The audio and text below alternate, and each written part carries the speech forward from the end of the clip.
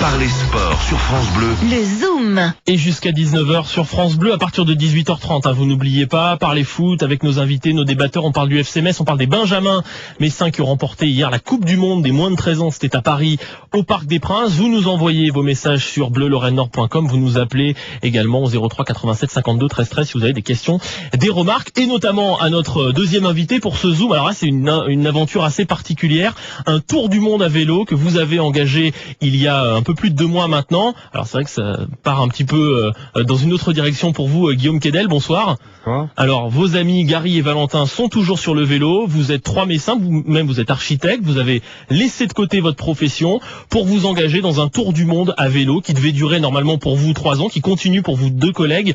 Comment est-ce que vous avez pris la décision déjà de partir? Pourquoi partir? Partir parce que c'était un rêve d'enfant, parce qu'on a toujours aimé le voyage, on a déjà beaucoup voyagé avant, et puis à force de passer un mois dans un pays, à un moment on a voulu, je pense, faire quelque chose de plus grand, et on en est arrivé à travailler, au début à en discuter il y a peut-être 5 ans, et la dernière année on l'a passé à l'organiser parce qu'on s'est dit que c'était le moment pour le faire. Et donc vous êtes parti fin juin, le vélo, jusque encore pour vos collègues qui sont en Égypte. On va s'écouter un tout petit peu de musique, c'est la tradition dans cette émission. Les invités amènent un petit bout de musique. Alors vous nous avez amené que calor, ça veut dire qu'est-ce qu'il fait chaud en espagnol. Je crois que vos collègues sont en Égypte, donc ça doit tomber assez bien, je pense. On écoute ça, c'est un groupe de rock argentin qui s'appelle Pibes Cholos, et puis on se retrouve juste après. Que calor.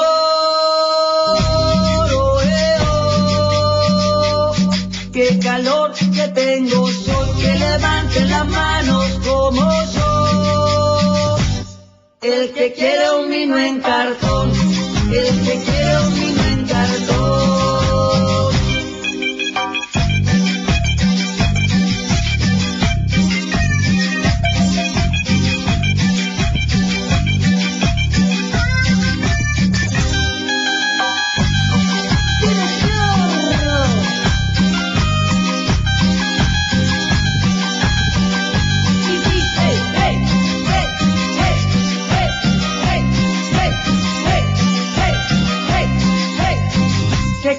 Qué calor, oh, qué calor que tengo, soy que levante las manos como yo. El que quiere un vino en cartón, el que quiere un vino en cartón.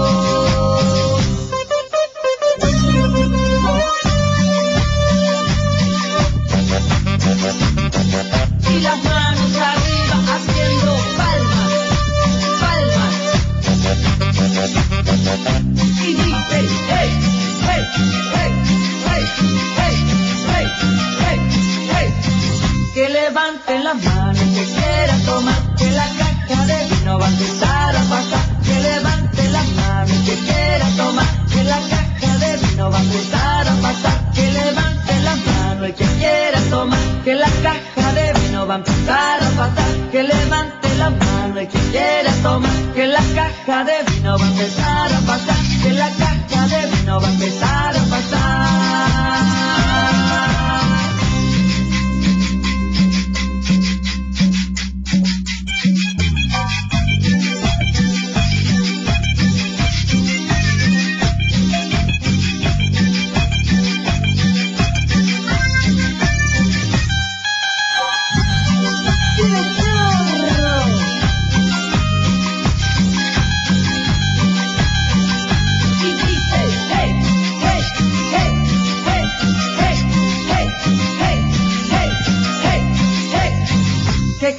Qué calor, oh, qué calor que tengo, soy que levante las manos como yo. El que quiere un vino en cartón, el que quiere un vino en cartón.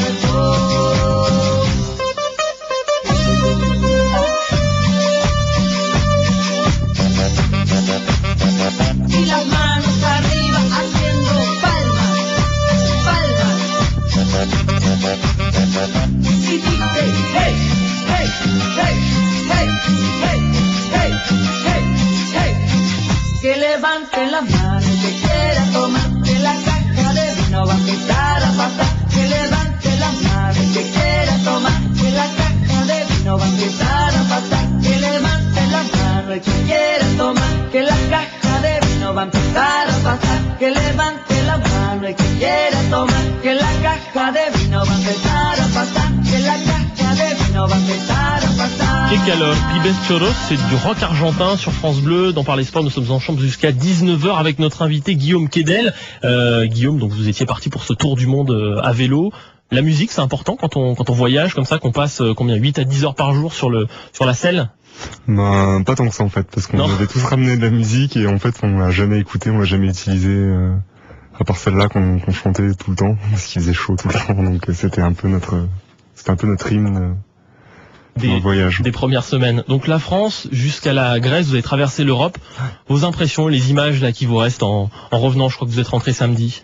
Les impressions, c'est beau. Les paysages sont magnifiques. Enfin, on se doute pas un peu de ce qu'on va trouver autour de nous. Enfin, moi, je reste surtout marqué par Roumanie, Bulgarie et Grèce. Enfin, c'est les plus beaux pays qu'on ait traversés, je pense, de tous. Après, c'est surtout des rencontres avec les gens qu'on a vu. Parlez-nous de ces rencontres, justement, une rencontre qui a pu vous marquer dans ces plus de 2 mois à vélo.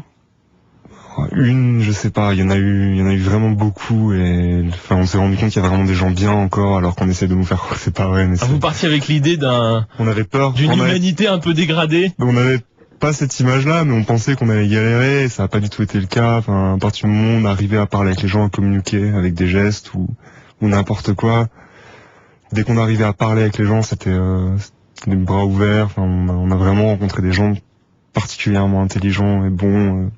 À plusieurs endroits. Le voyage, c'est aussi parfois les galères. C'est d'ailleurs ce qui souvent se transforme en bons souvenirs. Vous en avez eu des galères techniques, mécaniques? Ouais, on a eu quelques crevaisons. Pas tant que ça, mais on en a eu. Pas trop compliqué, mais bien. Alors on a l'impression, quand on regarde ça de loin, que partir 3 ans en vélo, c'est un sacré défi. Est-ce que c'est ce que vous vous êtes dit quand vous êtes parti? Parce que là, au bout de 2 mois, vous prenez la décision de rentrer. Qu'est-ce qui vous fait rentrer?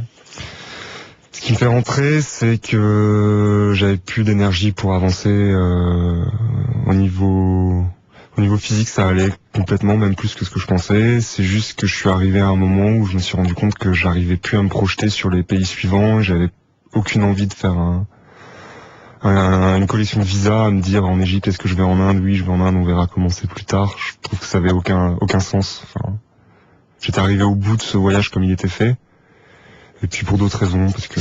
C'est une saturation de voyage, je vois trop de choses, j'ai pas le temps, j'ai envie de m'arrêter. Je sais pas. C'est assez bizarre.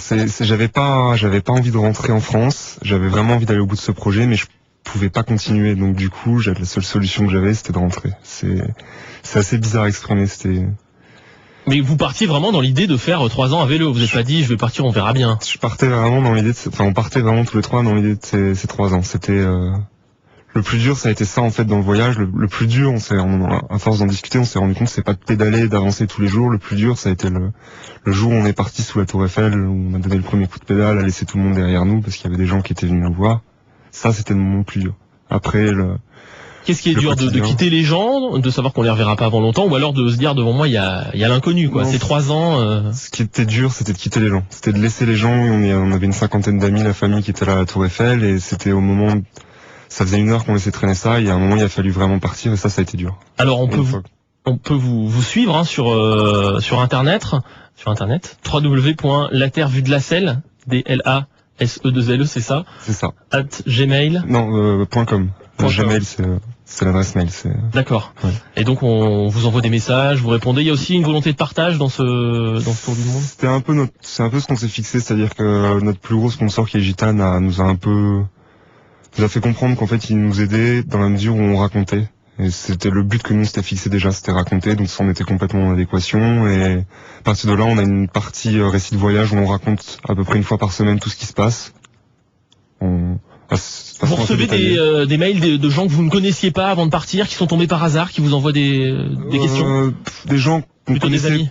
Par des connaissances, des gens comme ça, parce qu'on a un forum sur le site. Il y a quelques personnes, très très peu, mais il y a des personnes qui ont dit, qui nous ont expliqué qu'ils sont tombés comme ça, qui nous laissaient des messages, mais et après les gens qu'on a rencontrés en chemin, ils continuent à nous parler. Dernière question, Guillaume Quedel, qu'est-ce que vous avez appris sur vous-même pendant ces plus de 2 mois à vélo? J'ai appris que ce voyage c'était un rêve de gosse et que j'avais plus envie d'avoir ce genre de rêve et que j'avais d'autres rêves maintenant et que on grandit quoi. Voilà, c'est un peu pour ça qu'il fallait que je rentre. Merci en tout cas de nous avoir fait partager cette expérience ce soir dans Parler Sport. Bon alors on rappelle que vos deux collègues sont toujours sur le vélo, ils sont en Égypte et on prendra de leurs nouvelles régulièrement dans cette émission. Merci à vous.